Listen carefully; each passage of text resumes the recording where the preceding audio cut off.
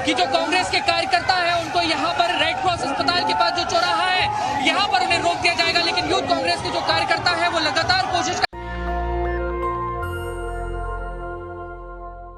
नमस्कार, मैं शंभू कुमार सिंह और आप देख रहे हैं नेशनल दस्तक। एक खूबसूरत तस्वीर देखिए।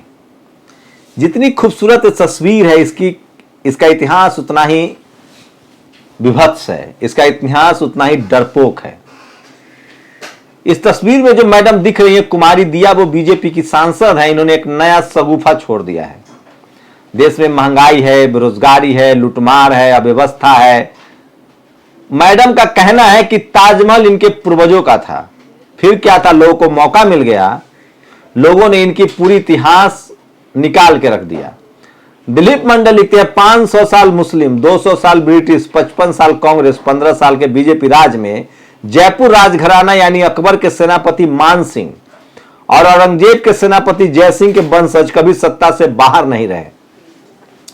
ये जो मैडम है ना, ये मान सिंह, जानते हैं मान सिंह कौन थे? और औरंगजेब के सेनापति जय सिंह के वंशज कभी सत्ता से बाहर नहीं रहे, हमेशा सत्ता को सलाम ठोका।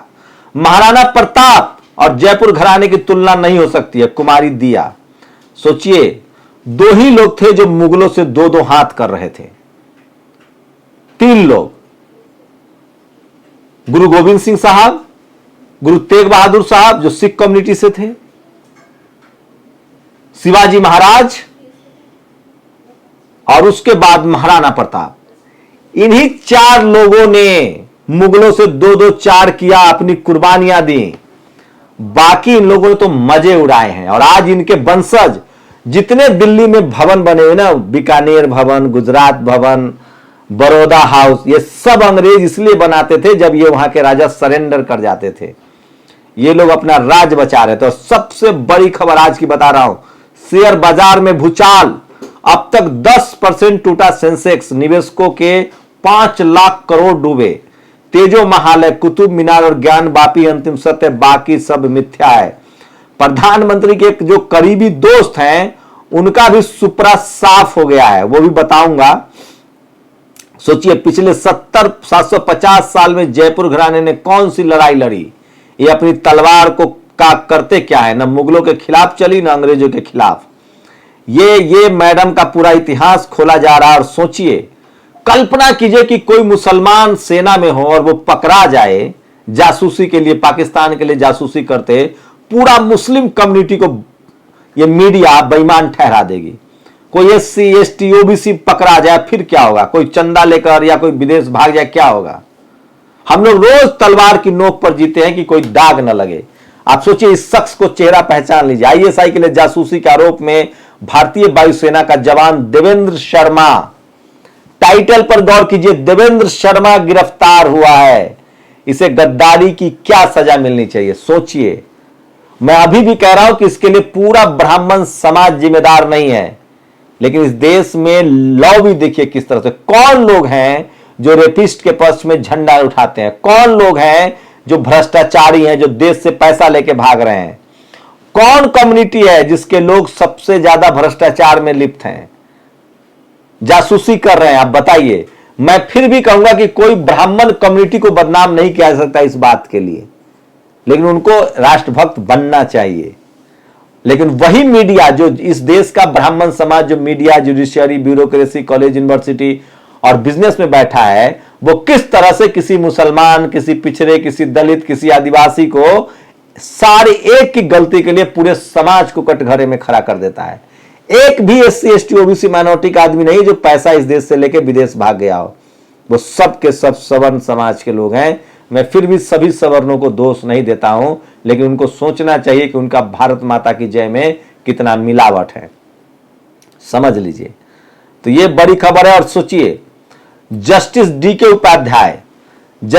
उपाध्याय ने ताजमहल पर PIL करने वाले की सही सेवा की है। पूछा, ताज कब बना, कैसे बना, किसने बनाया? पढ़ो पहले जाकर, यूनिवर्सिटी जाओ, पढ़ाई करो, PhD करो, तब आना हमारे पास। ऐसे हरकाने से ही दिमाग सही होते हैं, ऐसी PIL करने वाले लोगों को। अब वो शख्स कह रहा है कि मैं जाऊंगा सुप्रीम कोर्ट। आप सोचिए कि व्यवस्था क्यों बनी है। आप कॉलेज यूनिवर्सिटी बंद कर रहे हैं, आप इतिहास नहीं पढ़ा रहे हैं। ये तेजो महल, ये कुतुब मीनार को विष्णु भगवान, ये लाल किला, ये सारे जो खेल चल रहे हैं, सोचिए इस देश के Buddhist SC ST OBC minority के लोग, जो चाहे वो गुरु गोविंद सिंह के मानने वाले हो, गुरु नानक साहब के मानने वाले हो, बुद्ध कबीर रविदास को मानने वाले लोग हों, पेरियार के मानने वाले लोग हों, अगर उन्होंने इस तरह से अपना अधिकार खोजना शुरू कर दिया तो क्या होगा? जाट, गुर्जर, पटेल, मराठा, शिवाजी महाराज के वंशज पटेल, मराठा, सरदार पटेल के वंशज पटेल, इतने बड़े बड़े गुर्जर और जाट में राजा हुए, वो सब अगर अपने अधिकार खोजने लगे तो हकीकत सामने आ जाएगी कि इस देश में कौन लोग थे जो दरबारी करते थे, कौन लोग देशद्रोही थे, कौन लोग मुगलों को बुला के लाए, कौन लोग थे जो अंग्रेजों से सांठगांठ करते थे, अंग्रेजों के लिए जासूसी करते थे, किसी से छुपा हुआ है क्या? आज कांग्रेस का अधिवेशन हो रहा है, मैं आपको वीडियो भी दिखाऊंगा। एकनाथ खड़गे साहब ने साफ कहा है कि कौन लोग थे जो अंग्रेजी के लिए जासूसी करते थे, वो वीडियो भी दिखाऊंगा। ये तुम इतिहास बदलो हम इनकलाब लिखेंगे, श्रीनिवास की तस्वीर है। मध्य प्रदेश में 27% OBC का आरक्षण न मिलने से आग लगा हुआ है। और अगर प्रधानमंत्री की आलोचना करना देशद्रोह है तो मोदी ये काम 2014 से पहले 10 सालों तक किया है, सोचिए। और ये वो तस्वीर, अगर एडवोकेट आरफा खानम जैसी 100 महिला भी खड़ी होती है तो भाजपा का बुलडोजर खत्म हो जाएगा। और ये देखिए झुनझुनवाला, जिस प्रधानमंत्री के साथ एक बार राकेश झुनझुनवाला की मुलाकात हुई, ये बड़े आदमी हैं, तो मीडिया ने पूछा कि प्रधानमंत्री से क्या बात हुई, तो इसने झुनझुनवाला ने कहा था कि हनीमून की बात बताई जाती है क्या? इस शख्स के 53,000 करोड़ रुपए एक ही दिन में नीचे गिरे, बर्बाद हो गया।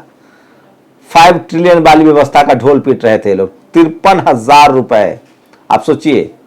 और मनीष सिसोदिया ने एक बड़ा आरोप लगाया है, पूरी दिल्ली को तबाह करने पर उतरी है बीजेपी। ये किसी भी सरकार द्वारा की जा रही अब तक की सबसे बड़ी तबाही है। ये वीडियो देखिए, एक आदमी हाथ जोड़ रहा है। मनीष सिसोदिया का कहना है कि 60 लाख घर कच्ची कॉलोनी में है और बीजेपी बुलडोजर के बहाने लोगों को डरा रही है और वो चाह रही है कि पैसे की तोड़फोड़ हो, पैसे की लूट हो।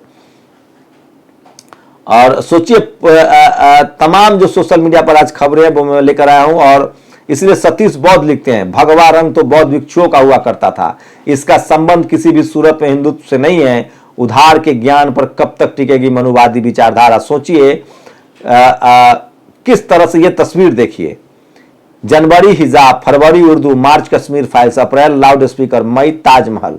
जी हाँ दोस्तों, मंथली कैलेंडर फिक्स है, देखना जून में कुछ नया आने वाला है। इस महीने गैस, डॉलर, महंगाई, बेरोजगारी जैसी भयानक से भयानक समस्याओं का हल सिर्फ ताजमहल से ही निकलेगा। तो भूल जाइए अपनी सारी समस्याओं को और देखते रहिए गोदी मीडिया। अहमद शेख अकरम ने ट्वीट किया है, सोचिए किस तरह से पूरे अखबार की विश्वसनीयता खतरे में है, आप कल्पना कर सकते हैं।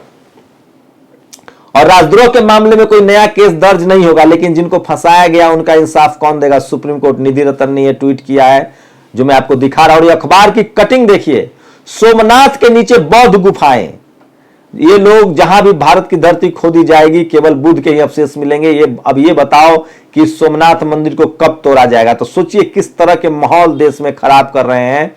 और उसके बाद शर्मा जी लोग वायुसेना में गद्दारी कर रहे हैं। और ये देखिए वो ट्वीट है जो मैं आपको सुनाना चाह रहा हूं। दिल्ली में बुलडोजर से वसूली की भाजपा की साजिश, 63 लाख घरों में बीजेपी की तबाही का प्लान है। 60 लाख घर कच्ची कॉलोनी एवं झुग्गियों में है और 3 लाख घर पक्की कॉलोनियों में है। बीजेपी इन 63 लाख परिवारों को साफ संदेश दे, या तो पैसा दो या बुलडोजर से तबाह होने के लिए तैयार रहो। तो ये तमाम बड़ी खबरें थी जो सोशल मीडिया पर आज के लिए वायरल है। ये वो खबरें हैं जो कोई टीवी अखबार आपको नहीं दिखाएगा। अगर आप टीवी अखबार के शौकीन हैं तो वहां वही मिलेगी आपको, गाय, गोबर, गोरू, भ्रष्टाचार।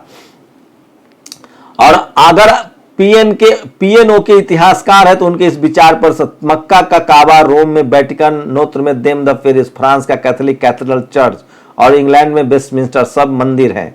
ये लोग तंज कर रहे हैं। क्रिश्चियनिटी दरअसल कृष्ण है। जीसस ने हिंदू ऋषियों को पास वेदाध्यान किया। अंग्रेजी संस्कृत की एक बोली है। प्राग दरअसल प्रगज्योतिपुर है। काबा उज्जैन का राजा विक्रमादित्य ने बनवाया था। लताविया की राजधानी रीगा दरअसल ऋग्वेद का ऋग है। जर्मनी जिसका पूरा नाम ड्यूसलैंड है वो असल में दैत्य स्थान है। आज का मीडिया और मोदी भक्त जो पीएनओ के दावों पर आजकल गंभीरता से विचार कर रहा है उसके लिए शौक बहराइची का ये शेर कहा जा सकता है। बर्बाद गुलिस्ता करनों को एक ही उल्लू काफी था, हर साख पे उल्लू बैठा है, अंजामे गुलिस्ता क्या होगा। शीतल सिंह ने ट्वीट लिखा है। तो सोचिए कि सोमनाथ मंदिर के नीचे है 3 मंजिला इमारत, बुद्ध गुफाओं को भी साक्ष्य मिले पुरातत्व विभाग। अब क्या कहेंगे लोग बताइए। और बड़े बड़े पोस्ट लिखे जा रहे हैं, वे राम के वंशज थे। दिलीप मंडल का एक पोस्ट सुनिए, जो लोग धार्मिक मामलों पर इतिहास पढ़ रहे हैं। वे राम के वंशज थे, फिर वे मुगलों के सेनापति बन गए और अब महाराणा प्रताप और छत्रपति शिवाजी महाराज से युद्ध लड़ने लगे। बताओ कौन दिया कुमारी। तो दिलीप मंडल लगातार हमलावर हो रहे हैं। ये आज की सोशल मीडिया पर बड़ी खबरें थी। मैं फिर कह रहा हूं, फिलहाल आजाद देश में रोजगार, बेरोजगारी, महंगाई ये सबसे बड़ा मुद्दा है। इसका हल ढूंढिए, नहीं तो आपकी हालत श्रीलंका वाली हो जाएगी। अपनी प्रतिक्रिया जोड़ दीजिए। शुक्रिया। नेशनल दस्तक की आपसे गुजारिश है कि अगर इसको बचाना चाहते हैं तो नेशनल दस्तक को सब्सक्राइब करने के लिए रेड कलर के सब्सक्राइब बटन को दबाएं, फिर बेल आइकन की घंटी दबाएं। नेशनल दस्तक को बचाने के लिए बहुत जरूरी है कि हर खबर को शेयर करें, लाइक करें, कमेंट जरूर करें।